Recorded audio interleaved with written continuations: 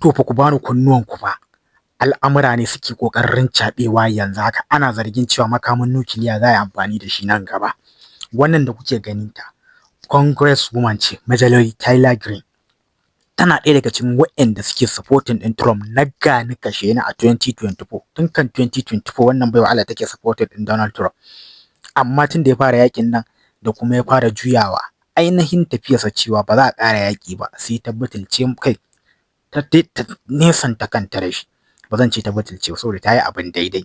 Marjorie Taylor Greene Congresswoman ce, 'yan majalisa ce, amma yanzu tana gab da ritaya, zaben da za a yi nan gaba ba a tsaye da ita ba. Ta ce ta je wata majiya a ofishin Trump ana tattaunawa, an ga cewa babu wani option gabaki ɗaya da rage wa gwamnatin Amurka. Komai nata ya ƙare, makamai ya ƙare, ammunition ya ƙare, ba wadataccen man fetur, babu budget na yaƙi, ba a zo ma lokacin budget ba ne, sun cinye budget ɗin su ma gabaki ɗaya na yaƙi. Ta yadda ma makaman su ta ƙare yadda ake magana ma tun da an raba wa Ukraine dama tun farko. Yanzu gabaki ɗaya arsenal ɗin Amurka ba ta da shi. Abu ɗaya ne kaɗai ya rage mata yanzu, shine makamin nukiliya. Shi kaɗai ne ya rage wa gwamnatin Amurka.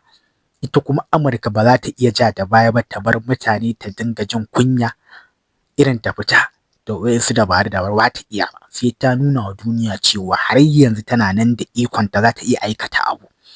Ku ji fa wani zalunci ba.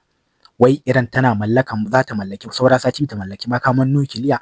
To kun ga me tsoron su? Iran ta mallaki makaman nukiliya ta zo ta yi amfani da shi a cikin garin su.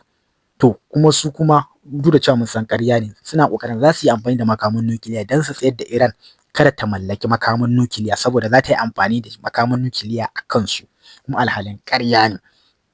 Shi sa cabinet da dama a satin nan tun da watan nan da ya wuce zuwa yanzu suna mugun resign, saboda sun gane cewa wani babban illa za a shiga, saboda za a ƙara maimaita tarihin da kusan shekara 80 ba a taɓa yin irin shi ba tun lokacin Japan, Hiroshima da Nagasaki.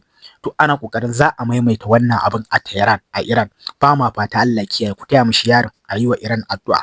Don wannan mutuniyar ba ta ƙarya a lamarinta, in dai na harkar siyasar duniya ne. Sai ta fito ta faɗa gaskiya, kuma tana jikin Trump, ko in ce tana jikin waɗanda suke jikin Trump. An ce yanzu option ɗin da ya rage wa Amurka shine nuclear option. Inna lillahi wa inna ilaihi raji'un. Wato na kwanaki na kawo muku bidiyo nake nuna muku irin illan makaman nukiliya da zai. Wannan ma atomic bomb ne ma. Atomic bomb ne. Na yanzu ya ninka shi illa sau 20. Ina gaya muku akwai wanda ma sun ninka irin wannan sau dubun dubata. Kai inna lillahi wa inna ilaihi. Wannan labarin tunda na ji shi wallahi ba na jin daɗi a jikina. Dole na san duk wani mai bin labarin gabas ta tsakiya ji wannan zancen. Saboda yau ba na fatan irin abin nan ya faru. In aka kawo ƙarshen Iran, to kamar an kawo ƙarshen ƙarfin musulmai ne a duniya gabaki ɗaya. Saboda ita kaɗai ce ƙasa super power wacce take kara da kowa, babu wani ɗan iska da isa ya dakatar da ita ko ya hana ta, ya ce ba za ta yi tsarin ta ba. Babu shi.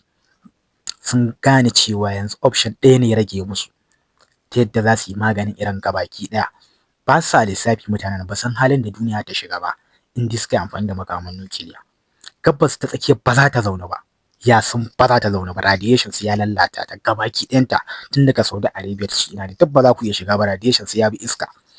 Kai dan Allah ku taya mu sharing, kuma a ci gaba da addu'a. Allah ya kare Iran da sharrin mahassada da sharrin 'yan bakin ciki.